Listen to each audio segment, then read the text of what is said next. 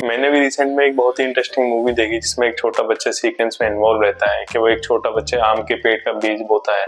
Next day आके देखता है कि वो आम का पेड़ का बीज उगा है या नहीं, पर उसे बहुत कंफ्यूज रहता है क्योंकि उसे आम के पेड़ के बीज का उगने का कोई साइन नहीं मिलता है। फिर वो क्या करता है, वो बीज को निकालता है, वो दूसरी जगह देता है। फिर सेम नेक्स्ट डे आके देखता है कि बीज उगा या नहीं, फिर वो कंफ्यूज रहता है उसे, क्योंकि उसे कोई आम के पेड़ के बीज उगने का कोई साइन दिखता है नहीं। सेम हम यही प्रोसेस हम अपनी खुद की इन्वेस्टमेंट जर्नी में करते हैं कि हमने कुछ पैसे इन्वेस्ट किए, नेक्स्ट डे या नेक्स्ट वीक हम रिफ्रेश कर करके देखते हैं अपने पोर्टफोलियो कि कितना बढ़ा या कितना बढ़े। अगर कुछ मार्केट में नेगेटिव सेंटीमेंट्स है, अगर उनकी पोर्टफोलियो की वैल्यू डाउन हो गई, वो देन एंड देयर छोटे बच्चे की तरह, क्योंकि कोई बच्चे को कोई भी उगने का साइन नहीं दिखाता, तो ऐसे ही आपके पोर्टफोलियो का उन्हें बढ़ने का कोई साइन नहीं दिखा। जैसे उनका पोर्टफोलियो नेगेटिव में जाता है, देन एंड देयर वो पैसे को विड्रॉ कर देते हैं मार्केट की क्रैश कंडीशन में।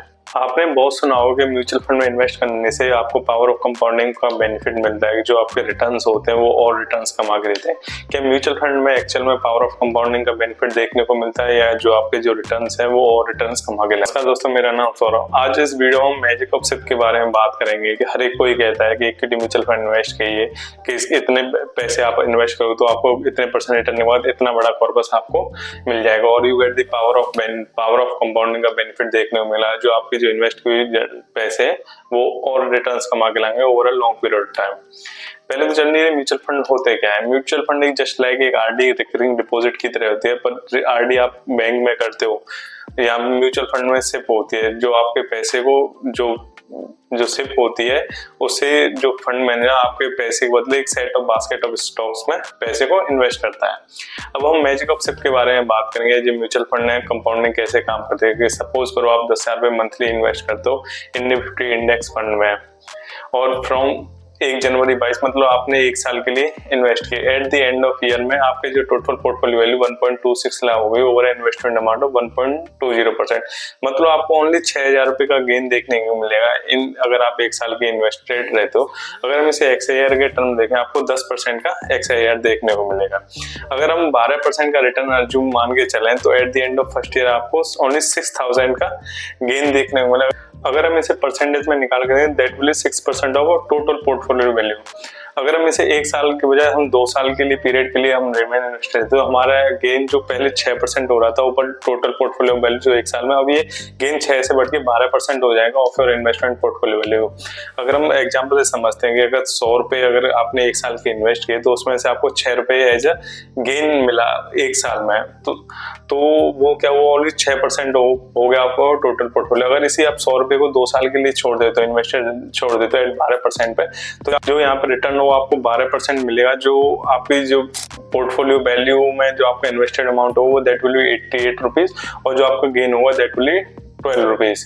अभी ये नंबर आपको बहुत ही एक्साइटेड नहीं लग रहे हैं। अगर आप असली मैजिक देखना है इक्विटी म्यूचुअल फंड का, तो आप 5 साल के लिए रिमेन इन्वेस्टेड है, आफ्टर दैट देखिए, क्योंकि आप एक कैफे म्यूचुअल फंड की रिपोर्ट कहती है कि अगर आप 5 साल के बाद रिमेन इन्वेस्टेड रहते हो तो there will be 0% chance that you will get a negative return. अगर म्यूचुअल फंड आप 5 साल तक रिमेन इन्वेस्टेड रहते हो तो आपको एक तो नेगेटिव रिटर्न मिलने की पॉसिबिलिटी वो ऑलमोस्ट 0 रहती है, और उसके बाद आपको कंपाउंडिंग का बेनिफिट देखने को मिलता है। वहीं आप सेम कंडीशन आप 10,000 रुपए की मंथली सिप करते हो 5 साल के और 12% मान के चलें, तो आपकी जो टोटल पोर्टफोलियो की वैल्यू होगी या जो आपको टोटल रिटर्न होगा that will B 1/4 of your total investment. अगर इसे एग्जांपल से समझें, अगर आपने 100 रुपए इन्वेस्ट किए और 100 रुपए में से 27 रुपीज आपको टोटल गेन मिलेगा, और उसमें से जो बचा आपका 73 रुपीज वो आपका इन्वेस्टेड अमाउंट रहेगा। अगर हम इसी को 5 साल के बजाय हम 7 साल के लिए ड्यूरेशन ले लें, तो इसमें आपको जो 36% का टोटल गेन मिलेगा, और हम इसी ड्यूरेशन को 7 के बजाय हम 10 साल बढ़ा दें तो इस केस में आपको 48% आपको जो टोटल गेन मिला फिर टोटल इन्वेस्टेड अमाउंट पे। अगर हम इसे एग्जांपल से समझें कि अगर आपने टोटल 10 साल में अगर आपने 100 रुपए इन्वेस्ट किए तो उसमें से 52 रुपीज होंगे वो आपका इन्वेस्टेड अमाउंट हुआ, और जो 48 रुपीज होंगे गेन में से वो आपका टोटल गेन होगा। जैसे जैसे आपकी इन्वेस्टमेंट और जो टाइम फ्रेम है उसे बढ़ाते जाओगे, जो आपके जो गेन है, जो परसेंटेज का गेन है, इसमें भी आपको एप्रिसिएशन देखने को मिल जाएगा over a long period of time. Over a long period of investment जो आपका इन्वेस्टमेंट अमाउंट हो वो कम होते जाएगा और जो आपको टोटल गेन होता है वो बढ़ते बढ़ते जाएगा। मतलब एक ऐसी कंडीशन आएगी कि जहां आपका इन्वेस्टमेंट अमाउंट है वो ड्रास्टिकली कम होता जाएगा और जो आपका गेन है वो ड्रास्टिकली बढ़ता जाएगा। अगर हम इसे 10 साल की जगह अगर हम इसे 20 साल के टाइम फ्रेम पर देखें तो आपको 76% का गेन मिला, मतलब that will be almost 1/3 of your total investment. अगर इसे फिर एग्जाम्पल समझे, अगर आपने 100 रुपया अगर आपके 20 साल में टोटल पोर्टफोलियो की वैल्यू, तो उसमें से जो 76 रुपीज होगा वो आपका गेन होगा, जो 24 रुपीज बचा वो आपका इन्वेस्टमेंट अमाउंट होगा। अगर वहीं हम इस टाइम फ्रेम को 20 साल की बजाय हम 30 साल कर देते हैं तो जो आपका जो टोटल पोर्टफोलियो की वैल्यू हो गई वो ऑलमोस्ट 9 टाइम्स होगी of your total invested amount. अगर फिर वही सेम इसे एग्जाम्पल समझे, अगर सपोज करो आपको 100 रुपए अगर टोटल पोर्टफोलियो की वैल्यू है तो उसमें से ओनली 90 रुपीज जो होंगे वो आपका टोटल गेन होगा, जो आपको 10 रुपए बचे वो that will be your invested amount. जैसा कि आप देख चुके जो मैजिक ऑफ सिप है ना, लाइज इन लॉन्ग टर्म, जितना जहाँ लंबे टाइम के लिए इन्वेस्टेड रहोगे तो आपको पावर ऑफ कंपाउंडिंग का बेनिफिट देखने को मिलेगा। जो आपके रिटर्न्स होंगे that will earn more returns. It generally happen in equity mutual fund होने के लिए आपको 3 चीजें फॉलो करनी होती है। First, discipline. आपको कंटिन्यूस आपको अपना पैसा इन्वेस्ट करना रहेगा म्यूचुअल फंड में, जिससे आप जैसे आप कंटिन्यूस इन्वेस्ट करते रहोगे उससे आपको एक रुपी कॉस्ट एवरेजिंग का फायदा मिलेगा।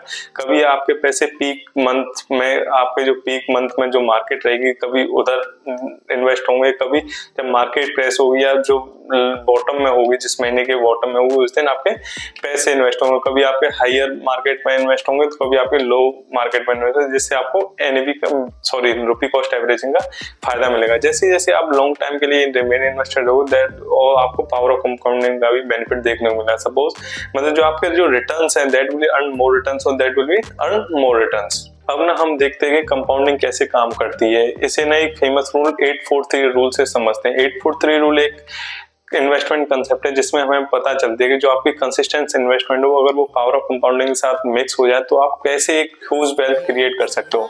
843 रूल को एक ना 3 पार्ट में डिवाइड किया हुआ है, जिसमें से इनिशियल ग्रोथ होती है 1 से लेकर 8 साल तक, दूसरा होता है एक्सीलरेटेड ग्रोथ 9 से लेकर 12 साल तक और तीसरा होता है एक्सपोनेंशियल ग्रोथ 13 से लेकर 15 साल तक। जो हमारी इनिशियल ग्रोथ होती है 1 से लेकर 8 साल तक, इसमें से पहले 8 साल में हमारी जो इन्वेस्टमेंट होती है वो धीरे धीरे ग्रो करते हैं बट इट लेस कंसिस्टेंसी। जो हमारी एक्सीलरेटेड ग्रोथ होती है जो लेके 9 से लेके 12 साल तक, इसमें हम कंटिन्यूअस इन्वेस्टमेंट कर चुके हैं अपना हम 8 साल तक और इसमें जो हमारी कंपाउंडिंग से अब यहाँ पे हमें फायदा देखने को मिलता जाता है। अब जो हमारी लेके जो तीसरी होती स्टेज होती है एक्सपोनेंशियल ग्रोथ 13 से लेके 15 साल तक, हमारी इन्वेस्टमेंट इतनी ज्यादा हो चुकी है जो हमारे पावर ऑफ कंपाउंडिंग का बेनिफिट हमें इतना ज्यादा मिलेगा, जो हमारे रिटर्न्स हैं that will earn more returns. जो हमारी जो इन्वेस्टमेंट जो वेल्थ क्रिएट होगी that will exponentially grow over a long period of time. In last के जो फाइनल के 3 इयर्स हैं जो हमारे रिटर्न्स होंगे that will start generating earn more returns. मतलब जैसे एक स्नोबॉल इफेक्ट सा क्रिएट होगा, जो हमारे रिटर्न्स होंगे दैट विल जनरेटिंग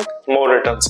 इसे हम एक एग्जांपल से समझते हैं कि कैसे आपको रिटर्न्स में एक स्नोबॉल इफेक्ट देखने को मिल जाएगा। अगर आप 30,000 रुपए की पर मंथ इन्वेस्ट कर रहे हो और अज्यूम करें आपको 12% रिटर्न मिल रहा है तो आपको पहले 50 लाख कमाने के लिए ऑलमोस्ट 8 साल लगेंगे। मतलब जो 8 साल आप कंटिन्यू इन्वेस्ट करते जाओगे तो at the end of 8 year आपका फाइनल कॉर्पस 50 लाख होगा। अगर आप रिमेन नेक्स्ट मतलब 4 साल के रहेंगे, जो दूसरा है ना एक्सीलरेटेड फेज में अगर आपने काट लिया तो नेक्स्ट 50 लाख आपके नेक्स्ट 4 साल में आ जाएंगे। मतलब at the end of 12 year जो आपका फाइनल कॉर्पस होगा वो 1 करोड़ होगा। और अगर अब जो आपने अब जो एक्सपोनेंशियल ग्रोथ वाला जो फेज आता है 13 से लेके 15 साल तक, फिर नेक्स्ट हर 3 साल बाद आपको 50 लाख और ऐड होते जाएंगे। अब वहीं देखो जो आपको पहले 50 लाख कमाने के लिए 8 साल लग रहे थे, फिर नेक्स्ट सेकंड 50 लाख कमाने के लिए आपको 4 साल और लग रहे थे। अब एक्सपोनेंशियल ग्रोथ आपको इतनी होगी आपके पोर्टफोलियो, जो आपके जो रिटर्न्स हैं that will earn more returns. तो मतलब नेक्स्ट 3rd ईयर मतलब जितने भी आगे वाली जो 3 साल आएंगे that will be acquire your 50 lakh add your final corpus. मतलब हर 3 साल में आपके 50 लाख आपके फाइनल कॉर्पस में ऐड होते जाएंगे। एट लास्ट में कि आपका फाइनल कॉर्पस कितना हुआ ये डिपेंड करता है जनरली 3 फैक्टर में। सबसे पहला फैक्टर है how much money you invested, मतलब आप कितने रुपए पर मंथ इन्वेस्ट करते हो। सेकंड फैक्टर है how much return you get, कि आप मिड कैप में इन्वेस्ट कर रहे हो, मीडियम रिटर्न मिल जाएगा आपको, हाइयर सेफ्टी देखने को मिलेगी as compare from small cap. अगर आप स्मॉल कैप कर रहे हो हाई रिस्क हाई ग्रोथ के साथ जा रहे हो। और तीसरा है how much time you remain invested, मतलब आपने पहले कितने रुपए इन्वेस्ट किए, कितने रिटर्न्स में इन्वेस्ट किए और कितने साल तक इन्वेस्ट किए। तो ये ऐसे जो 3 फैक्टर हैं that will decide how much money you have at the end of your investment time, sorry at the end of your investment period. उम्मीद करता हूँ कि आपको वीडियो पसंद आएगी और ये आपको क्लियर हो चुका हो कि म्यूचुअल फंड में कंपाउंडिंग कैसे काम करती है। अगर आपको कंपाउंडिंग का बेनिफिट लेना है तो आपको सबसे पहले start as early as possible, मतलब आप जितनी जल्दी स्टार्ट कर दोगे उतनी जल्दी आपको पावर ऑफ कंपाउंडिंग का बेनिफिट देखने को मिल जाएगा। और सेकंड वन है कंसिस्टेंसी, मतलब आप कितने डिसिप्लिन हो towards your investment even your market crash में या इवन योर मार्केट राइजिंग। अगर मार्केट क्रैश हो रही है तब भी आप कितनी कंसिस्टेंस हो अपने इन्वेस्टमेंट को, या मार्केट बढ़ती जा रही है तब भी आप कितने कंसिस्टेंट हो। तीसरा है कि आप कितने टाइम तक रिमेन इन्वेस्टेड रहते हो।